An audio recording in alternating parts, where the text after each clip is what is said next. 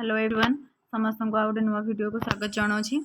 एटा गोटे बहुत भल इनफॉरमेशन समस्त बीएड स्टूडेंट्स मानी +2 पास करथिबा पिलामानन ग्रेजुएशन पिलामानन एकलव्य मॉडल रेसिडेंशियल स्कूलटा जो पिलामानकर ट्राइबल स्टूडेंट्स मानी स्कूलटा अच्छी एथिरे हमको बहुत सारा पोस्ट वैकेंसीज आसी पिलामानन 10,395 पोस्ट एथिरे वैकेंसी अच्छी तो इंडेक्स में बर्तमान टोटल नोटिफिकेशन एथिरे शेयर करिछि प्लस लिंक देती तुम जाकि लिंकटा डाउनलोड कर इनफॉरमेशन समस्त ये देख समस्त हॉस्टल वार्डन ठू आरंभ करके laboratory assistant librarian TGT PGT principal post सबकि अच्छी एलिजिबिलिटी क्राइटेरिया एज रिलैक्सेशन केमती केते एज पर्यंत अप्लाई कर तार पूरा सिलेबस कौन एग्जामिनेशन केमती कौन कट ऑफ जीव केमती एग्जाम हम तार एलिजिबिलिटी क्राइटेरिया डिटेल्स से पेज नंबर वाइज शेयर कराई टोटालटा इनफॉरमेशन तुम शेयर करुँची देखो ये समस्ते ये पोस्टा समस्त केते प्रथमे प्रथमे फी स्ट्रक्चर केमती से देखीदे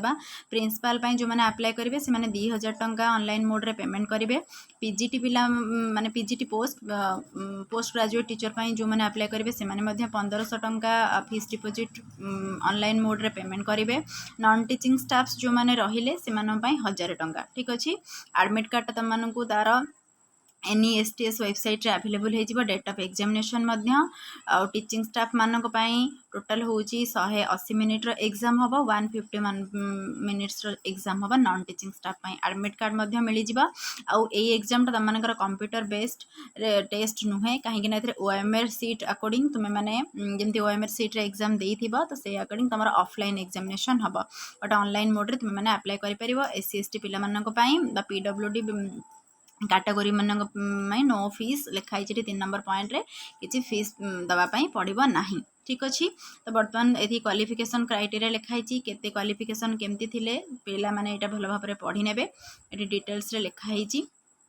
एबे देखो प्रिंसिपल पोस्ट आम मानक केतेटा वैकेंसीज अच्छी पोस्ट वैकेंसीज प्रिंसिपल केते PGT accountant junior secretary assistant lab assistant total attendant lab attendant मानक टोटल 4,062 पोस्ट अच्छी अन रिजर्व मानक अच्छी 125टा एमती EWS मानक 30टा ओबीसी 81टा SC ST पिला मानकर 4522टा टोटल मिसिक 303टा सीट अच्छी ये टोटल लिखाई रिजर्व माने टोटल पीजीटी पिला मानक को सब्जेक्ट टीचर अनुसार ये डिटेल्स मेंशन कर देइजी English Hindi math up to computer science ठीक अच्छे समस्त देखिपे ये लैंग्वेज पेपर आसीगला मराठी ठू आरंभ करी सांताली भाषा पर्यंत सब प्रकार लैंग्वेज पेपर अवेलेबल अच्छी जूनियर सेक्रेटरी असिस्टेंट मानक टोटल सीट 759 अच्छी अकाउंटेंट 361 और लैब अटेंडेंट 363 सीट अच्छी ठीक अच्छे ये सब लिखा जाइए तुम मैंने भल भाव क्लीयरली नोटिस डाउनलोड करदे तुम इंस्ट्रक्शन पढ़ी पार और जो मैंने प्रिंसिपल अप्लाई करने चाहते पीजीटी अप्लाई करने चाहते 31 जुलाई 2023 से लास्ट डेट अच्छे से अप्लाई करेंगे देखो ये लिखा जाइए एच नंबर पॉइंट रे OMR बेस्ड एग्जाम हम OMR सीट अकॉर्डिंग समस्ते एग्जाम दब ठीक अच्छे तुमको नेट रे एग्जाम एडमिट कार्ड अवेलेबल हो तो प्रिंसिपल देख पे मैट्रिक्स लिखी प्रिंसिपल जो मैंने अप्लाई करेंगे पिला तो अप्लाई करेंगे but post graduate teacher PGT जो मैंने अप्लाई करेंगे से पे मैट्रिक्स देखो 47,000 रू 1 लाख पर्यंत अच्छी अकाउंटेंट मानक 35,000 रू 1 लाख पर्यंत अच्छी जूनियर असिस्टेंट जो मैंने रही से 19,000 रू 63,000 पर्यंत लैब अटेंडेंट मानक 18,000 रू 56,000 पर्यंत तो मोड ऑफ एग्जामिनेशन सेमती OMR base pen paper mode रे हबा चॉइस ऑफ एग्जामिनेशन भल भाव में देती देखो कौन कौन केमिति क्वेश्चंस आसीबा रीजनिंग रू आसीबा 10 मार्क जनरल अवेयरनेस रू आसीबा 20 मार्क लैंग्वेज कॉम्पिटेंसी जहाँ तुम पर्टिकुलर पेपर रहिबा इंग्लिश हिंदी तर हेटा मध्ये 20 मार्क आसीबा आउ जहाँ तुम एकेडमिक रेसिडेंटल एक्सेप्ट्स जहाँ सब थिबा माने से ट्राइबल पिला मानक पय सेटा 50 मार्क पड़िबो बाकी सब जहाँ एडमिनिस्ट्रेशन फाइनेंस डिपार्टमेंट रे से जहाँ देवे तो प्रिंसिपल मोस्ट कहीं अप्लाई करेंगे पीजीटी देखी दिंतु जनरल अवेयरनेस रीजनिंग ICT तमर मोड ऑफ डोमेन जहाँ अच्छी डोमेन नॉलेज मैंने तुम पर्टिकुलर स्पेसिफिक नॉलेज माने PCM कि CBZ से माने लैंग्वेज कॉम्पिटेंसी पड़ो 20 मार्क तो सब टोटल मार्क मिसिकी हम तुम के 130 रहा हम तो यहाँ लिखाई पार्ट 1 पार्ट 2 लैंग्वेज पेपर ये मार्क एग्जाम हम ये डिटेल्स लिखाई 130 मार्क जूनियर असिस्टेंट मान 130 मार्क एग्जाम हम लैब अटेंडेंट 120 मार्क एग्जाम देवे एवं आसतु देखिए आमर मोस्ट इंपोर्टेंट जिनस हो माने TGT ये वेबसाइट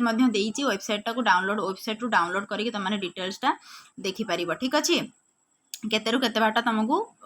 अप्लाई करबा पई पड़िबो केते टाइम सब डिटेल्स रे लिखा हिची एज लिमिट मध्य एथरे दे देची 50 वर्ष रु कम पिला माने एज अकॉर्डिंग अप्लाई करि परिबे प्रिंसिपल पई ए प्रिंसिपल रो किछि लिमिट नाही बट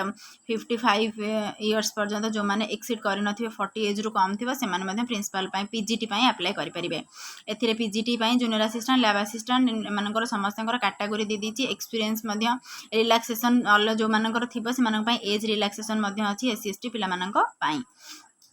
तो यहाँ सरला बर्तमान समस्त देखिए चैप्टरटा सेकेंड चैप्टरटा जो मानकर आसला कौन ये लिखाई टीजीटी पिलांकर